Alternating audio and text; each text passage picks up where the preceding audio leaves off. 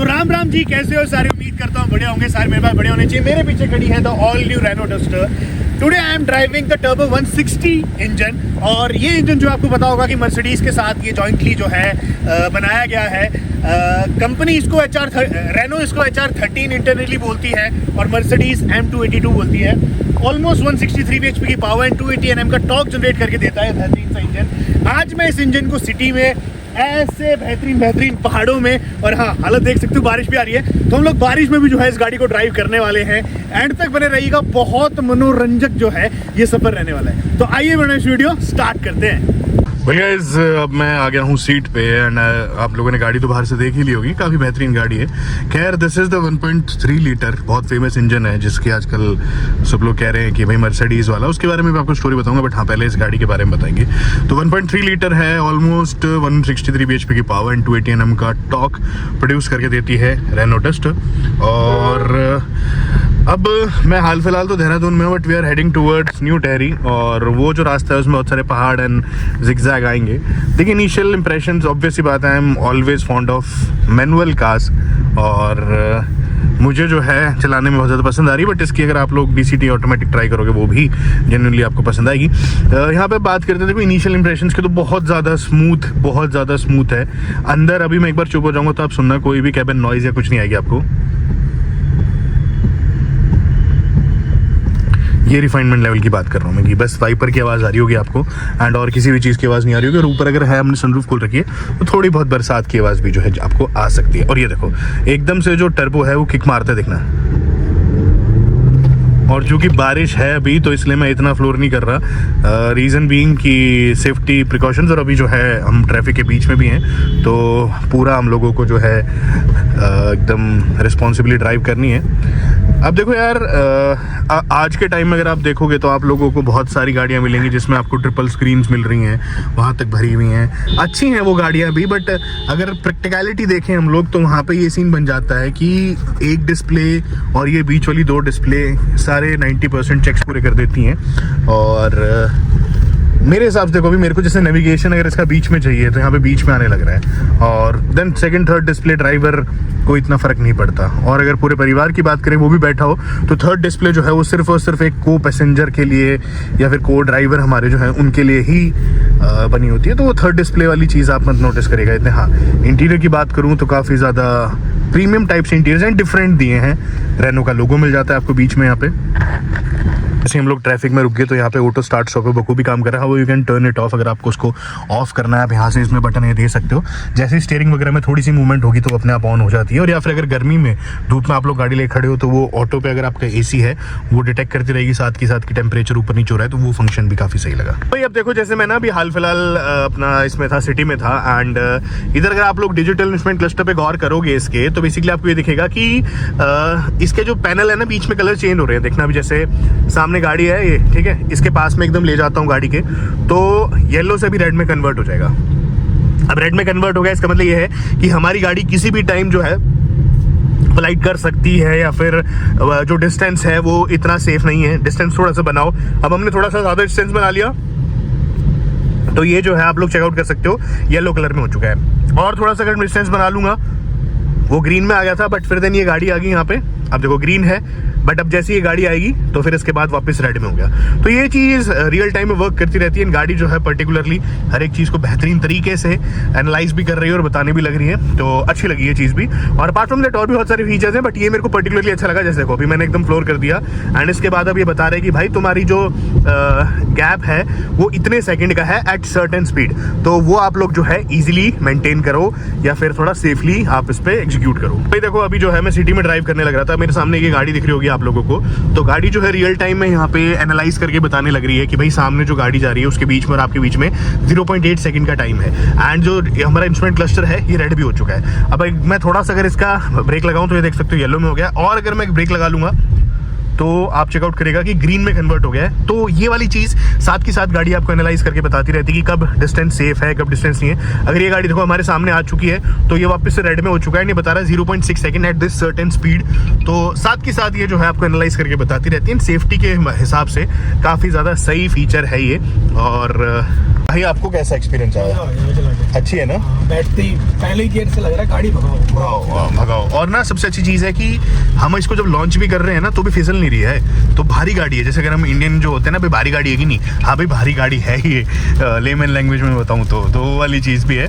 और देखिए कनेक्टेड रहते हो आप जब पूरी गाड़ी में होते हो। जैसे अभी मैंने ये अलग अलग मोड्स कर रखे हैं, अगर आपको इनको चेंज भी करना हो, जैसे अभी इसको मेरे को चेंज करना है, ठीक है, तो आपको बहुत सारे फंक्शंस मिल जाएंगे, जैसे अभी स्पीड वगैरह आ रही है, बट मैं चाहता हूँ कि नेविगेशन ही बीच में आ जाए, तो उसका भी हम लोगों को यहाँ पे एक मिल जाएगा जिसमें आप लोग नेविगेशन वगैरह जो है वो भी ला सकते हो। देखो नेविगेशन अपनी ये बीच में आ गई है, तो वहाँ पे देखने की जरूरत नहीं है, आप इधर भी जो है कनेक्टेड रहोगे अपनी गाड़ी के साथ। तो this is also good. Speed वगैरह भी आ रही है सारी की सारी। एंड फ्यूल इकोनॉमी आज मैं मेजर नहीं कर रहा इस गाड़ी की, बट जितना मैं इसको एग्रेसिव पुल कर रहा हूँ, और उसके बाद भी हम देखो इससे भी अंदाजा लगा लेते हैं कि भाई कितना होगा। तो 1.3 लीटर है ये, आप लोगों को रुलाएगा नहीं इतना, तो I am pretty sure. Aggressive भी अगर आप चलाते हो तो भी उसमें 10 साढ़े 10 के आसपास अग्रेसिव, जिसमें आप भिड़ते ही फर्स्ट गियर पे 56 ले जा रहे हो। और अगर प्यार से आप 80-85 पे क्रूज करने वाले इंसान हो तो मेरे हिसाब से गाड़ी 16-17 के आसपास जेन्युइनली दे देगी आपको आराम से।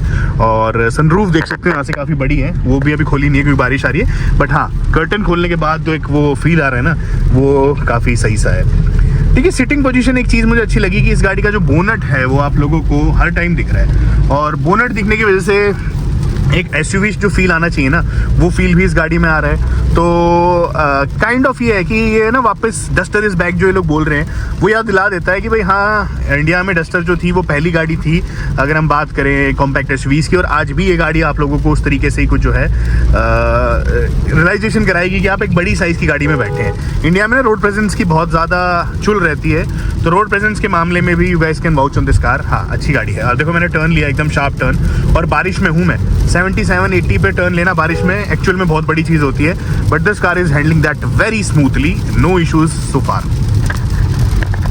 अब देखो मैं एक बार ना आपको इसको लॉन्च करके दिखाता हूँ। वैसे बारिश में मैंने आपको पहले ही बताया था, नहीं तो this car is super capable of everything, but बारिश है तो मुझे भी रिस्ट्रिक्शंस में रह के थोड़ा लॉन्च करना पड़ेगा। बट फिर भी एक चीज़ दिखानी, देखो जैसे अभी ये मैं इसे एकदम 0 पे ले आता हूँ, ठीक है, ये आ गई 0 पे स्पीड अपनी। अब आप देखना एक बार, ये देख रहे हो आप 43-46 आराम से, और अपना रास्ता कहीं पे भी नहीं छोड़ रही है भाई। ये 82 सेकंड गियर पे 82, ये लो देख रहे हो, थर्ड गियर 87 तक चली गई थी इनफैक्ट सेकंड गियर पे। तो भाई ब्रेक्स ले लेते हैं एक बार क्योंकि ये सामने वाली गाड़ी आ रही है। हाँ तो मैं ये कह रहा हूँ कि ये इंजन आपको पता होगा कौन सा इंजन, लिख के बताएगा, बहुत फेमस इंजन है वैसे तो, बट हाँ कैपेबल बहुत ज़्यादा है। और सबसे अच्छी चीज़ है कि वाइब्रेशन बिल्कुल भी नहीं है। एंड याद रखिए सेकंड गियर पे जब ये गाड़ी 87-88 की स्पीड अगर टच कर रही है, एंड उसके बाद भी इसमें 4 गियर रिमेनिंग है, तो देयर माइट बी समथिंग जो छुपा है अभी भी, और वो एक्सप्लोर करने के लिए अगर मुझे कोई रास्ता मिला 100% मैं करूँगा। अब हम लोग जा रहे हैं पहाड़ों पे, एंड हमने सीधे सीधे तो बहुत ले लिया, पहाड़ों का एक बार चेकआउट करते हैं कि पहाड़ों की जिगजैग में एग्रेसिव ड्राइव कैसी रहने वाली है। एंड यूजुअली मैं जितनी भी गाड़ियाँ उनको पहाड़ों पे लेके जाता हूँ एग्रेसिव ड्राइव करने के लिए, क्योंकि वहाँ पे एक्चुअल हम लोगों को सामना होता है फ्रॉम द वर्स्ट। तो वो देखेंगे एक बार। यहाँ से हम लोगों ने पहाड़ जो है वो चढ़ने स्टार्ट कर दिए हैं, और अगर आप इंजन की आवाज़ सुनोगे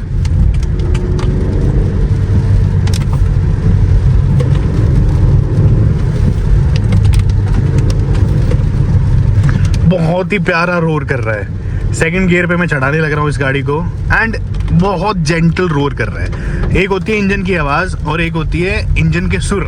ये इंजन के सुर है लिटरली।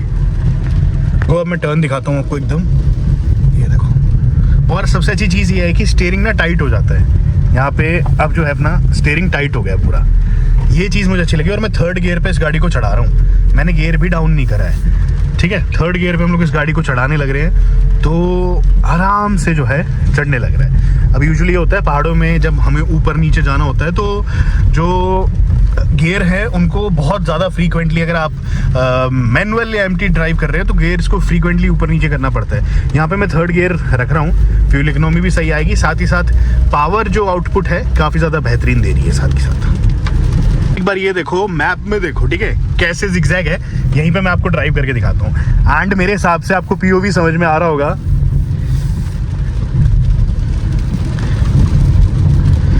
स्पीड देखो 50 की स्पीड पे हम लोग फटाफट उतरने लग रहे हैं। ब्रेक चाहिए, नेक्सॉन आ रही है सामने से, ब्रेक्स ले लिए। फिर अब जो है बेहतरीन 0% बॉडी रोल।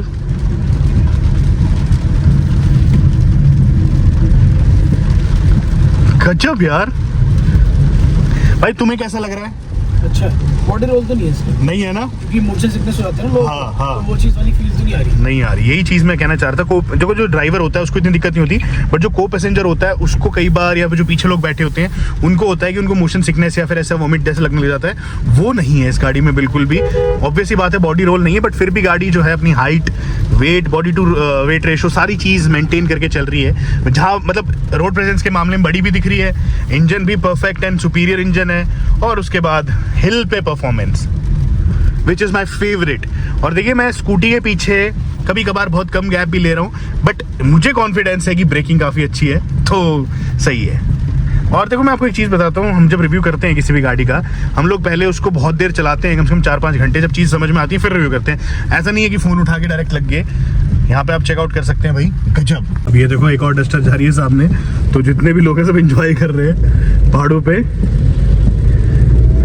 अब एक बार वापस फ्लोर करता हूँ, देखो सेकंड गियर पे 70, पहाड़ों पे भी 70 आराम से सेकंड गियर पे छूने लग रही है। तो अगर आपको वॉल्यूम कम करनी है तो आपको दो ऑप्शंस मिलते हैं। एक तो यहाँ पे आप ऊपर जो है इधर से वॉल्यूम कम कर सकते हो, सही है। और दूसरा अगर आप साइड में देखोगे ना, यहाँ पे ये देखो ये सीक्रेट एक जो है लीवर दे रखा है, इससे भी वॉल्यूम कम कर सकते हो। यहाँ से मैं कर सकता हूँ, तो ड्राइवर के हिसाब से भी सही है। आजकल क्या है, जितनी भी गाड़ी आ रही है मोस्टली ये चीज़ मिसिंग रहती है कि को पैसेंजर जो है को ड्राइवर है भाई, वो नहीं कर सकते कंट्रोल, इस चीज़ को डिपेंडेंट रहना पड़ता है। बट यहाँ पे ऊपर दो सिंपल बटन देके रेनो ने काफ़ी ज़्यादा सही काम करा है। और अब मैं रास्ता आएगा तो आपको एक बार इसमें अग्रेसिव ड्राइव भी करके दिखाऊंगा, हल्की फुल्की सी, जहाँ पे हम लोग 100 तक ले जाने की ट्राई करेंगे। ऑन दी पहाड़ मैगी है, खाओगे? तो गाइस अभी जो है हाल फिलहाल मैं वापस लेके निकल गया हूँ गाड़ी को। अब यहाँ पे देखो मैं ना बहुत कच्चे रास्ते में आ रखा था, आपको पता होगा। और ग्राउंड क्लियरेंस की बात करूँ तो भाई गजब है। और अभी देखना ट्रैक्शन की लाइटें आएंगी, पार्किंग ब्रेक थोड़ा सा भी अगर ऑन रह जाता है तो ये वार्निंग देता है, विच इज गुड। हालांकि पार्किंग ब्रेक एंगेज नहीं था, बट फिर भी अगर हल्का सा भी ऊपर है एंड उसके सेंसर्स डिटेक्ट नहीं कर पाए तो इट विल टेल यू कि भाई वो बंद कर दो आप। अब जो देखना आप ये लोग देखो, ट्रैक्शन की लाइट्स आती हैं बीच बीच में, बट गाड़ी बहुत आराम से ट्रैक्शन जो है उसको संभाल लेती है। एंड फिर उसके बाद जो है यहाँ से अब मैं आपको थोड़ा कच्चे रास्ते का पैच भी दिखाऊंगा कि भाई कैसी है कैसी नहीं है। जैसे हम लोगों को ऊपर चढ़ना है, ठीक है, तो आप लोग यहाँ पे जैसे ये कच्चे वक्के रास्ते आते हैं, इसमें भी गाड़ी जो है प्रॉपरली एकदम जाने लग रही है, और गड्ढों पे से भी एकदम स्मूथली जा रही है। Suspension work is ट्रेमेंडस I must say. ये देखो आप लोग कि कितनी गजब तरीके से जो है हल्की सी स्किड मारी, बट वो स्किड वो था कि मैंने जान करके स्टीयरिंग टर्न करा था एंड उसके बाद मैंने पावर दे दी, तो it was intentional but it was good. अब ये देखना आप लोग ऊपर चढ़ाएंगे हम लोग यहाँ से हम लोग ऊपर चढ़ाने वाले हैं। देखो मैंने गियर डाउन नहीं करा है, सेकंड गियर पे ही ऊपर ले आया। यही गाइस देखा आप लोगों ने, मैंने गियर नहीं बदला। तो मैं ये पहले भी समझा रहा था कि इस गाड़ी को मैं थर्ड गियर पे ही पूरे पहाड़ों पे चला के लेके आया हूँ। And the tuning between gears, RPM, speed जो भी कुछ करी गई है ट्रेमेंडस करी गई, जिसकी वजह से गाड़ी काफी सही जा रही है। देखो सेकंड गियर पे अगेन, एंड ये जो पावर वगैरह है ना, ये मोस्टली डीजल गाड़ियों से ही हम लोगों को देखने को मिलती है, ठीक है। तो वो वाली चीज है। ऑटो स्टार्ट स्टॉप बटन कभी कभार आप लोगों को जो है इरिटेट जरूर कर सकता है, बट इट्स अपॉन यू कि आप उसको बदलना है कि नहीं। यार ऑटो स्टार्ट स्टॉप बटन जो है आप लोग कभी कभार इरिटेट कर सकता है। ये देखो मैं कितने कितने पोर्ट होल्स पे लेके जा रहा हूँ। आज ना ये गाड़ी हर एक जगह पे चली है, चाहे आप इसको पहाड़ बोल दो, चाहे आप इसको पानी में बोल दो, चाहे आप इसको गंदे रास्तों पे बोल दो, हर एक पे हमने इस गाड़ी को ड्राइव करा है। ये देखो वापस से तो करके जो आपने अंदर पहले सुना होगा, जो इसकी टर्बो किक मारती है। तो गाइस अब देखिए फाइनल अगर आप मेरे से पूछते हो तो देखो पहाड़ों पे भी ये देखो, तो पहाड़ों पे भी 56 से 65 देखी आपने ये गाड़ी, और no gear change nothing. City में जब मैंने इसको ड्राइव करा काफ़ी बढ़िया थी, बेहतरीन थी। ट्रैफिक का चूँकि इसका बोनेट काफ़ी बड़ा है और दिखता है, विजिबल है, तो आप लोग जजमेंट कर सकते हो आसानी से ट्रैफिक की कि लेफ्ट में कौन आ रहा है, राइट में कौन आ रहा है, उस चीज़ में पूरी कर लेती है। फिर हम लोग नैरो रोड्स, क्या हम नैरो पहाड़ों पे भी ले गए इसको, जहाँ पे सिंगल लेन था वहाँ पे भी मैं आसानी से जज कर पा रहा था। अब ये बड़े बड़े पत्थर है, इस पे से अगर मैं गाड़ी को ले जाता हूँ तो भी कोई आपने देखा कोई खास ज़्यादा झटका नहीं आया। और ग्राउंड क्लियरेंस चूँकि इसकी 210 mm के आसपास है, तो 210 mm की ग्राउंड क्लियरेंस इसको एक परफेक्ट गाड़ी बना देती है कि आप लोगों को इसको पहाड़ों में लेके जाना है या फिर आपको ऑफ रोडिंग करनी है या फिर ऐसा कुछ। अब इंजन चूँकि पावरफुल है ऑलरेडी, ये 163 bhp की पावर 280 Nm के आसपास का टॉर्क दे रहा है, तो वो जो है आप लोग मतलब कहीं पे भी ले जा सकते हो, फ्लोर कर सकते हो वो चीज़। एंड सबसे बेस्ट मुझे क्या लगा, गाड़ी ना बिजी नहीं है अंदर से। बिजी एज इन देखिए आजकल की गाड़ियाँ सभी बहुत ज़्यादा डिस्प्लेस के साथ आ रही हैं, वो भी अच्छा फीचर है, मैं ये नहीं कहता, वो अपने टाइप में अच्छी होंगी, कोई ना कोई उसमें एडवांटेज है। बट यहाँ पे अगर आप देखो तो डिज़ाइन बिजी नहीं है इतना, जितना एक ओनर को या ड्राइवर को चाहिए होता है कि फ्रंट में उसको मैप्स दिखते रहे, यहाँ पे उसको सारी चीज़ समझ में आ जाए। और फिर भी देखो ये है कि डिस्प्ले जो है वो, भाई तुम्हें दिख रही है डिस्प्ले आराम से सब दिख रही है ना, तो इस तरफ वाले भाई को भी दिख रही है, मुझे भी दिख रही है, जबकि मेरी तरफ थोड़ी सी टिल्टेड है ये, तो काफ़ी सही लगी ये चीज़ मेरे को। और इस टिल्ट होने का एक रीज़न और भी है, कई बार ना ये जो हमारे इंफोटेनमेंट होते हैं इसके ऊपर रिफ्लेक्शन आ जाती है धूप वगैरह की, तो ये टिल्ट होने की वजह से रिफ्लेक्शन नहीं आ रही धूप वगैरह की, तो वैसे भी वो सही है। फिर इसमें आपको कुछ एडास के फीचर्स भी मिल जाते हैं जो मैंने आपको पहले भी समझा दिया था। तो सिटी वगैरह में भी जो है गाड़ी आप लोगों को फुल बिजी रखती है, उसमें भी जो है आप लोगों को एज सच वो नहीं आएगा। तो इन दी एंड अगर आप मेरे से बोलो कि भाई गाड़ी कैसी है कैसी नहीं है, भाई मैं इसको देना चाहूँगा 10 out of 9.5। 0.5 है एक दो चीज़ों के लिए, एज सच ये कि जो नहीं 0.5 में बस काट रहा हूँ एक छोटी सी चीज़ के लिए, वैसे इतना ज़रूरी नहीं है। ये जो लाइट्स है ना ये येलो कलर की हैं भाई, और मेरे को मैं अपनी जितनी भी गाड़ी वगैरह है उन सब में भाई मैं वाइट लाइट लगवा लेता हूँ, तो सिर्फ एक ये रीज़न है। अपार्ट फ्रॉम दैट और कोई भी पॉइंट नहीं है इस गाड़ी में कि मैं काट पाऊँ। हाँ एक दो चीज़ों में इंप्रूवमेंट वो ओवर द टाइम हो जाएगी, जैसे हाल फिलहाल अगर आप इंजन देखा होगा आप लोगों ने हमारे रिव्यू में या रील में, तो इसके इंजन पे किसी भी टाइप का कवर नहीं है अभी, और जब हम लोगों ने गाड़ी पहले चलाई थी तो उस टाइम पे कवर वगैरह भी थे इस पे, तो शायद से वो जो है आपका डिलीवरीज के टाइम पे कवर आएगा इंजन पे, तो वो वाली चीज़ भी धीरे धीरे शायद से एक दो पॉइंट्स है जहाँ पे रेनो डस्टर में इंप्रूवमेंट्स आ सकती हैं। बाकी एज ए कार इसमें कोई वो नहीं है आप लोगों की कि भाई हाँ इसमें दिक्कत है या कुछ भी है। मेरे से पूछा जाए आप इस सेगमेंट में ले सकते हो, इस गाड़ी को कंसिडर कर सकते हो, जाइए शोरूम में एक बार ड्राइव करके। मैं उम्मीद करता हूँ कि आप लोगों को हमारा drive review the all new Renault Duster पे पसंद आया हो। Personally asking me, this car is superb and ये जो इंजन है काफ़ी ज़्यादा कैपेबल है। पहाड़ों पे यूजुअली मैंने कभी भी कोई पेट्रोल गाड़ी ड्राइव करी है या मैंने कोई ऐसी गाड़ी ड्राइव करी है तो मैंने उसे सेकंड गियर या फर्स्ट गियर पे ड्राइव करा है, but talking about this car मैं इसको थर्ड गियर पे ही रेगुलरली ड्राइव कर रहा था, which is a big thing for me. 6 इसमें जो है आप लोग गियर्स मिल जाते हैं, पावर डिलीवरी इज सुपीरियर, अच्छी तरीके से पावर भी डिलीवर कर रही थी जहाँ पे चाहिए थी। एंड मैं यूजुअली गाड़ियों को पहाड़ों पे लेके जाता हूँ, तो आज भी रेनो डस्टर ने जो मेरा पहाड़ों का चेक है कि ये गाड़ी कैसा कुछ चलती है पूरा करा है। बाकी आप लोगों को कैसी लगी मेरी ड्राइव लिख के बताएगा, गाड़ी कैसी लगी लिख के बताएगा। मिलेंगे आपसे जल्द, बाय और धन्यवाद।